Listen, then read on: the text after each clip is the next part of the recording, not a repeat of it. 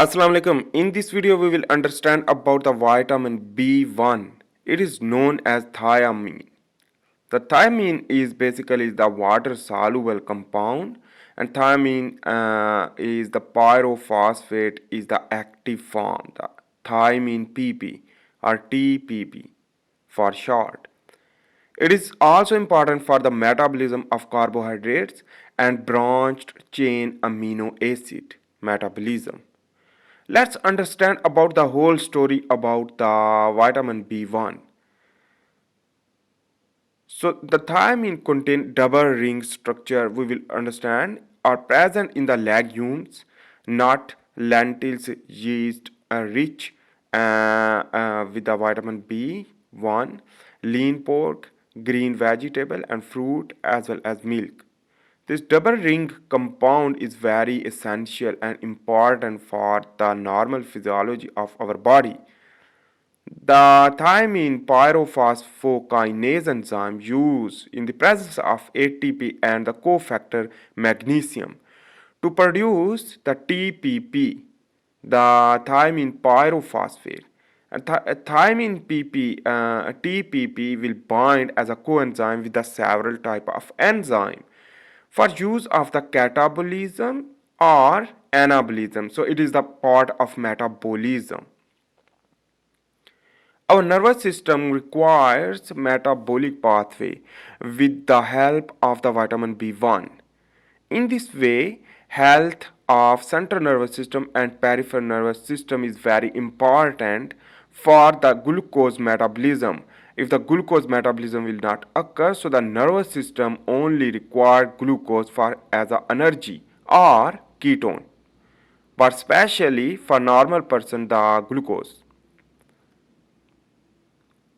1.2 milligram per day for female and 2 milligram per day for male is very important for regular consume from the supplement also.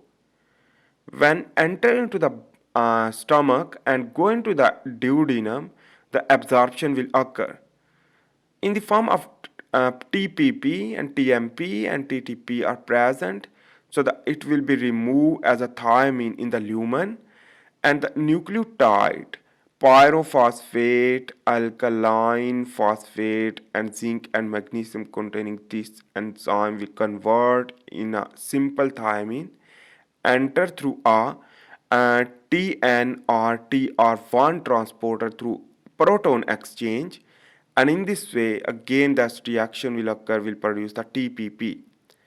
This TMP also can be entered through RFC1 transporter through again the proton exchange, while the TPP transport through ATPase transporter channel.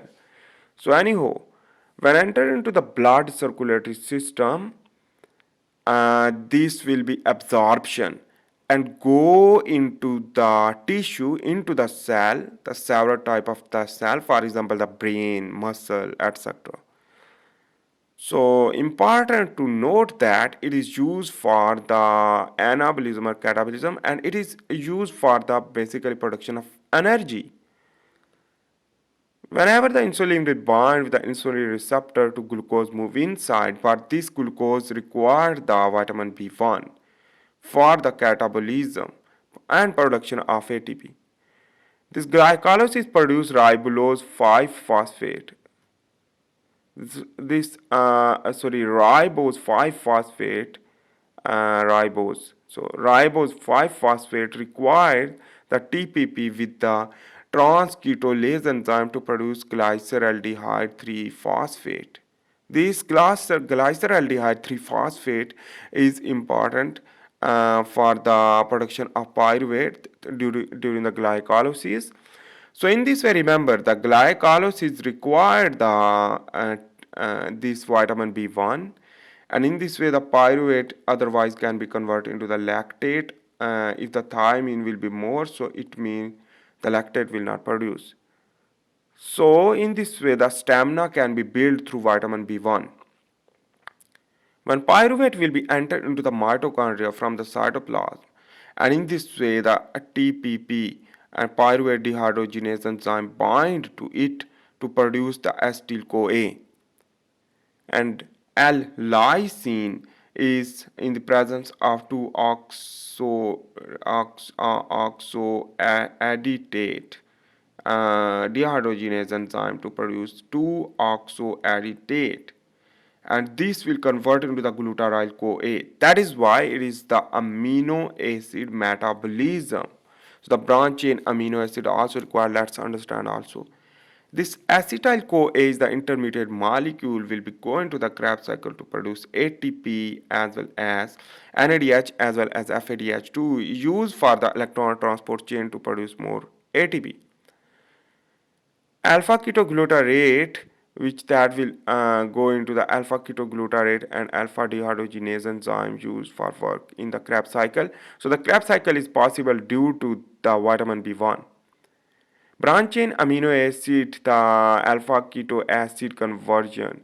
This is the branch chain keto dehydrogenase enzyme used with this coenzyme to produce the acyl CoA and acetyl CoA, which that function is same for the production of energy when the FADH2 and NADH2 will go into the electron transport chain to produce more ATP. The deficiency of the vitamin B1 can be a lot of the complication. Dry beriberi, the paralytic or nervous, it can be, or peripheral neuropathy. This is the disease basically, and it will lead to burning feet syndrome, abnormal reflexes, also the deficiency of the vitamin B1, decreased sensation and weakness. Wet beriberi involve the rapid heart rate and enlargement of heart and difficulty in breathing and congestive heart failure. This all thing is due to the vitamin B deficiency. Remember, the cerebral beriberi also is the nervous system effect. In this way, encephalopathy and the Korsakoff's psychosis, abnormal eye movement, and irreversible neurological damage, dementia, cancer progression. Gastrointestinal beriberi is involved for the create the lactic acidosis.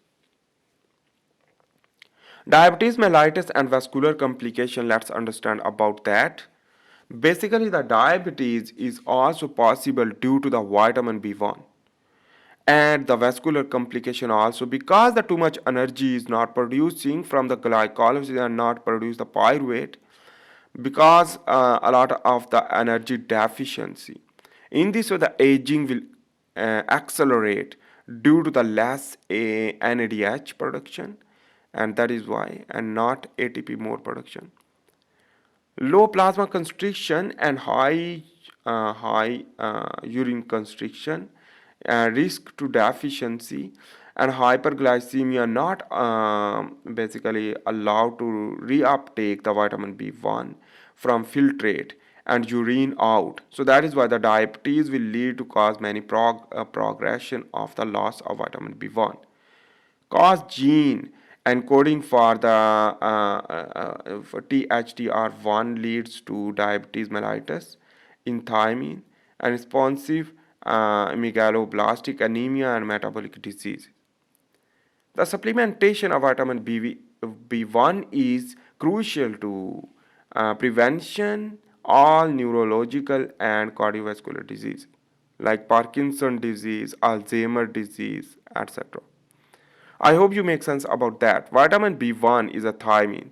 It's used for the production of ATP and the metabolism in the nervous system for the glucose metabolism. So remember, when the vitamin B1 deficiency will lead to cause nervous disorder and other problems, and diabetes will lead to loss of the vitamin B1 will progress more deficiency of vitamin B1. I hope you make sense about that. If you like my video, please make sure to subscribe, like and share. But for this time, enough to understand vitamin B1.